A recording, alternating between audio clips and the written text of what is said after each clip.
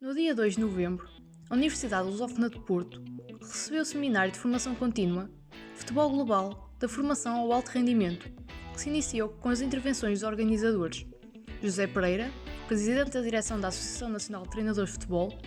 A importância é fundamental, é a formação dos treinadores. Portanto, isto insere-se num programa que a Associação Nacional de Treinadores de Futebol tem desenvolvido para a melhoria da formação dos seus treinadores. A Universidade Lusófona associou-se também a esta pretensão que é nossa de criar mais condições para que os nossos treinadores tenham acesso à informação, aqui numa casa esplêndida, com uma boa organização e servindo naturalmente os interesses de todos aqueles que quiseram participar, que se inscreveram nesta ação de formação que, para além da ação propriamente dita, também é qualificada para a obtenção de créditos de acordo com o regulamento da carteira do título profissional de treinador de futebol e da convenção da própria UEFA também. Esta formação não tem por base o abandono da formação, tem evidentemente dar ou permitir um suporte de conhecimentos que vão permitir que os treinadores saibam naturalmente granjear também mais praticantes na sua própria atividade, tornando-os mais eficazes, mais competentes e, portanto, mais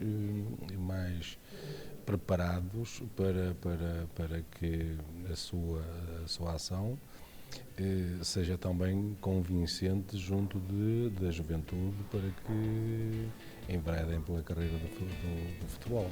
E Pedro Dias, diretor da Federação Portuguesa de Futebol. Nós temos um processo de formação de treinadores em Portugal que tem várias vias de acesso.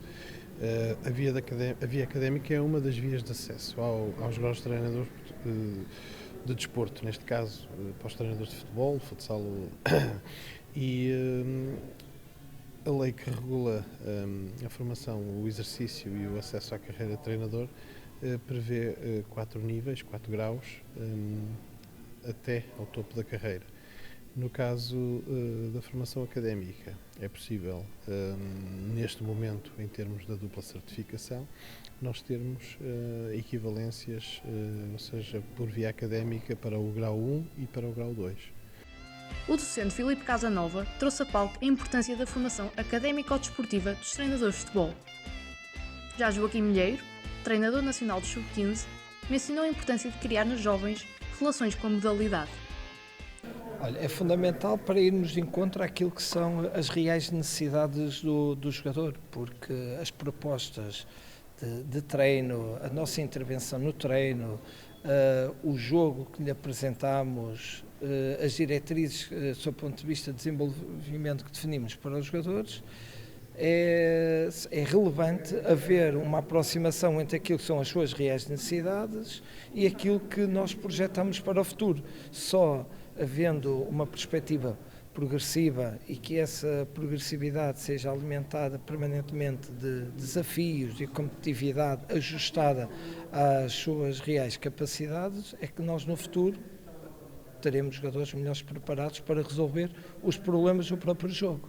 Olha, este documento é um documento flexível, é um documento que está sempre sujeito a alterações em função daquilo também que o próprio desenvolvimento da sociedade, do jogador, do futebol nos vai transmitindo, ou seja, existe a plasticidade suficiente para integrarmos novos conhecimentos que possam ajudar os treinadores e os clubes a tomarem melhores decisões. Noutra vertente, o formador Manuel Nunes referiu o treinador de futebol como figura central do processo futebolístico. Rui Pacheco falou do desenvolvimento de um departamento de futebol de formação como local de promoção à atividade e centrou também a sua preocupação nas aptidões dos jogadores do sexo masculino e feminino. A promoção do futebol feminino faz-se de uma forma particular abrindo os clubes ao género feminino. Numa primeira fase, para que isso possa acontecer, as raparigas têm que ser integradas em grupos de rapazes, porque existe um número, em princípio, reduzido, Depois, aos poucos, se formos alargando esse número de jogadores, passar depois para a criação de equipas de raparigas só, para que de facto elas possam depois evoluir e poder jogar dentro do seu contexto e dentro do seu género, porque ainda há algumas diferenças entre o futebol masculino e feminino, fundamentalmente em termos de intensidade de jogo, a nível de força, e que, pronto, isso faz com que haja esta diferença, mas que abrindo também um bocadinho a mentalidade aos pais, que alguns ainda são um bocadinho retrógrados, digamos assim, que acham que o futebol é só para rapazes, e muitas raparigas hoje têm-nos dado muitos bons exemplos de que algumas delas conseguem jogar até melhor que os rapazes. E se começamos isso aos poucos, foi assim que nós começamos, integrando as raparigas no meio dos rapazes. Depois, às tantas, tínhamos já um grupinho e disse, vamos fazer uma equipa só de raparigas. Depois avançamos para esse patamar. Pronto, e hoje já temos 4 equipas, mas continuamos a ter naquela base, quando elas são mais pequeninas, que ainda há poucas, jogam nos grupos de rapazes, vão crescendo, depois vamos aos poucos integrando-os em grupos por escalões etários. Vítor Maçãs, treinador do Vila Real, focou-se nas perspectivas desenvolvidas tanto pelos treinadores como pelos jogadores para organizar em conjunto a melhor tática de jogo. Claro, os jogadores são a peça central da influência do nosso trabalho. Mas por trás dos jogadores e do treino que os jogadores fazem, há alguém que tem que conceber, que tem que pensar num conjunto de questões que dê uma organização e que dê um coletivo a este conjunto de pessoas. Eu creio que faz, e isso depois é influenciado por várias coisas. É um bocadinho o papel que normalmente na área da moda nós dificilmente conhecemos os estilistas, mas conhecemos mais os modelos, que é quem transporta as roupas e as concepções que estão por trás disso. Nós no futebol também é um bocadinho disso, as pessoas mais conhecidas e mais expostas são os jogadores, obviamente, mas por trás desse jogo dos jogadores estão concepções de treino, estão filosofias de jogo, estão ideias de jogo que eles vão operacionalizar e que eles vão executar à vista de toda a gente, e esse é um trabalho desafiante para quem é treinador. Por isso é que nós gostamos muito desta atividade profissional, porque para além de todas as questões de concepção, de metodologias, de ideias, há uma coisa que é trabalhar com pessoas, e isso é fantástico. Nesta linha, Rui Quinta, gerente de Lusitânia de Lourosa, falou sobre a construção e a operacionalização das ideias de jogo, onde mostrou como trabalha em função do rendimento da sua equipa. Os jogadores são determinantes e fundamentais, não é? São eles que andam lá dentro, no fundo, a transportar as nossas ambições, as nossas ideias, a nossa mentalidade, no fundo, e é a capacidade que nós temos de os cativar, de os desafiar, de os entusiasmar, de os contagiar, no fundo, com essas ideias. Agora, os verdadeiros donos do jogo são os jogadores, e eles é que são os artistas, como se diz na gíria futebolística, portanto, nós treinadores temos que, no fundo, ter a capacidade de, volto a dizer, de os conseguir entusiasmar com as nossas ideias, de os desafiar, no fundo, para que eles se sintam confortáveis. Aquilo que nós sabemos é que os jogadores felizes fazem coisas extraordinárias, então o nosso desafio é esse. Por sua vez, Henrique Calisto, antigo jogador de futebol, salienta os princípios gerais, operacionais e específicos que servem de alicerce ao sistema de conhecimento tático e de construção teórica do jogo. Na continuação do evento, Vítor Oliveira, treinador do Gil Vicente, abriu a conversa para a sua filosofia de jogo.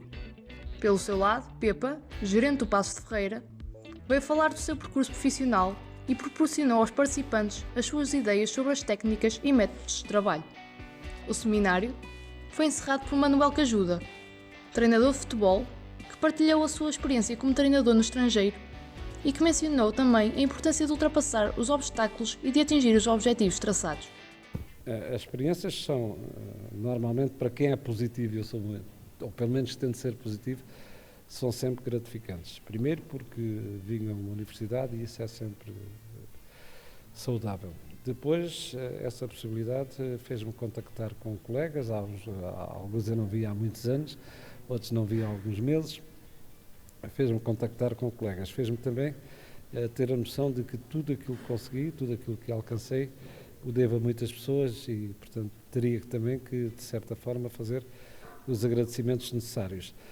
Depois, dizer que, contrariamente àquilo que pensam que eu venho ensinar, eu venho sempre a aprender. Eu venho sempre a aprender porque, primeiro, porque tive a possibilidade de ouvir palestrantes maravilhosos antes de mim e depois de ter a paciência de pessoas que me fizeram perguntas, que me fizeram pensar sobre a resposta, raciocinar para dar a resposta mais correta e a mais verdadeira.